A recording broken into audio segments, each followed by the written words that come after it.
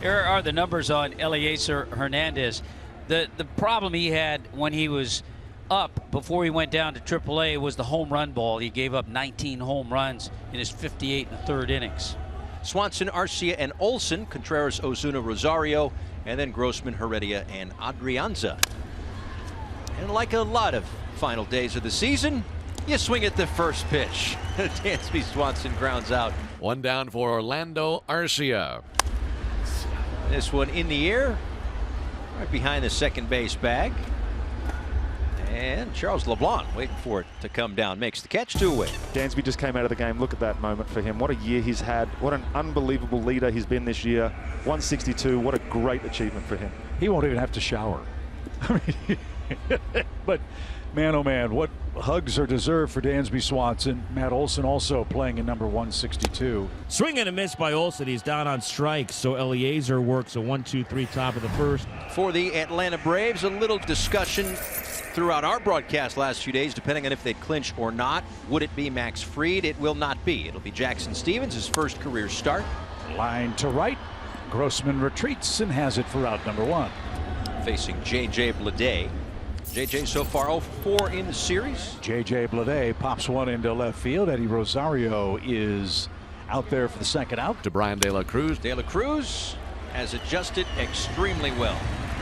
Another day, another hit for Brian De La Cruz. No score, bottom of the first inning. Certainly a step forward for Brian De La Cruz, and now it is Nick Fortes. Bullet to right.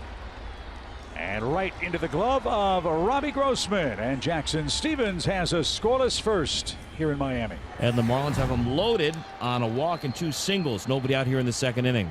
And that'll bring Peyton Burdick to the plate with no one out. A line drive into left, going to fall for a hit.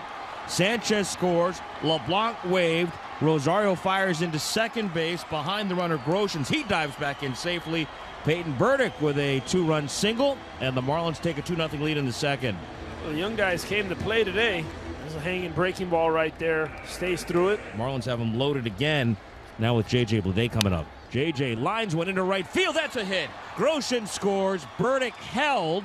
And it's 3-0 Marlins on a Bleday run scoring single. A 3-run second inning. I guess you just had to throw the young lineup out there for some offense, Glenn. That was a secret the entire time. Forget the old guys. Throw the young ones up there. That was a hanging breaking ball. That'll be a leadoff double for Robbie Grossman.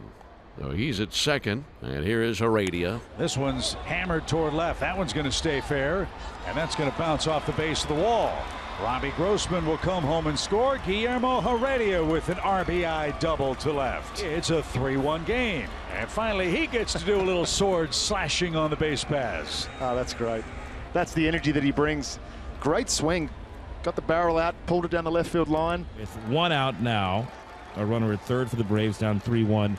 Vaughn Grissom could tie it up with a long one. As he hits a bullet to left, Sanchez comes on, makes an awkward catch. Here comes his throw. It is going to be way too high. And a sacrifice fly and an RBI for Vaughn Grissom. Cuts the Marlins lead to 3-2.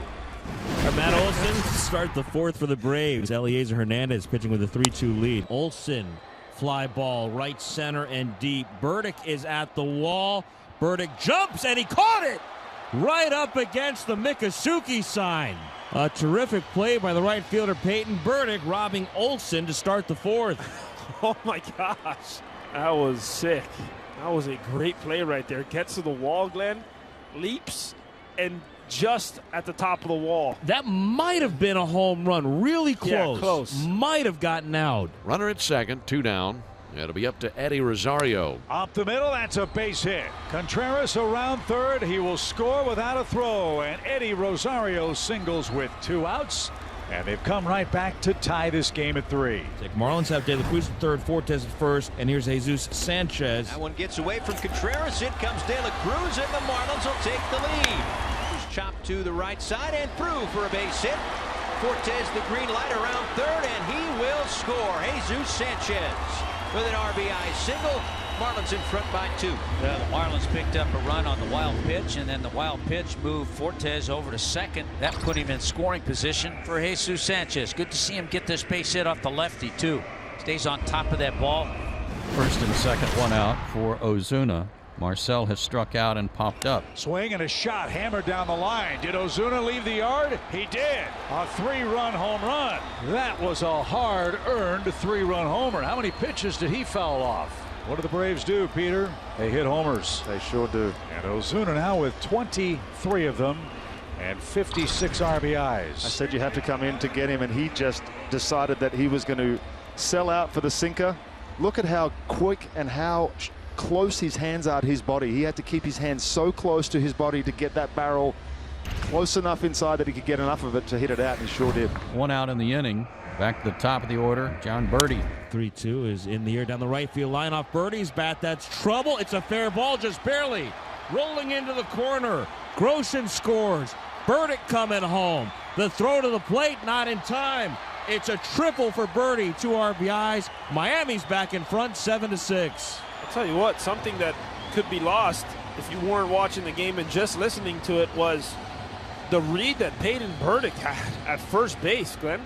He was off and running. He was on Groshans' tail and was off from contact. And that's why there was not even a hesitation of Pedrique wheeling Burdick around. So that was a huge job right there for Burdick. Here's Blade, man at third, one out, got to get him in, and that's going to get it done. A line drive again down the right field line. Again into the corner. Birdie scores. Bladay's headed for third, and on consecutive pitches, back-to-back triples.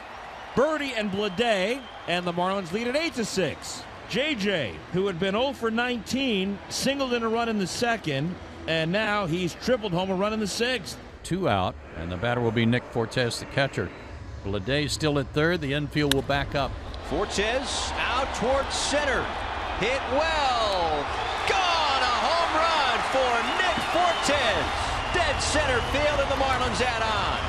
A 2-run homer, and the Marlins open up a 10-6 lead. Matt Olson also playing in number 162. As Olson unloads, towering shot right center field. Did he get enough? Track wall and gone. The way he's going, he may not want a break.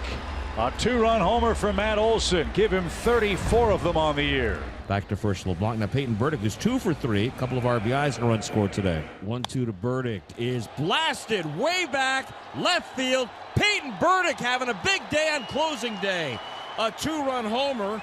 He's got 3 hits, 4 RBIs, and the Marlins go up 12-8. Last game that Don Mattingly will manage for the Marlins, coming down to the 9th inning. Called strike 3. Don Mattingly's 443rd and final win as Marlins manager. Pat and Chase is presented by Roman, the official men's digital health clinic of Major League Baseball.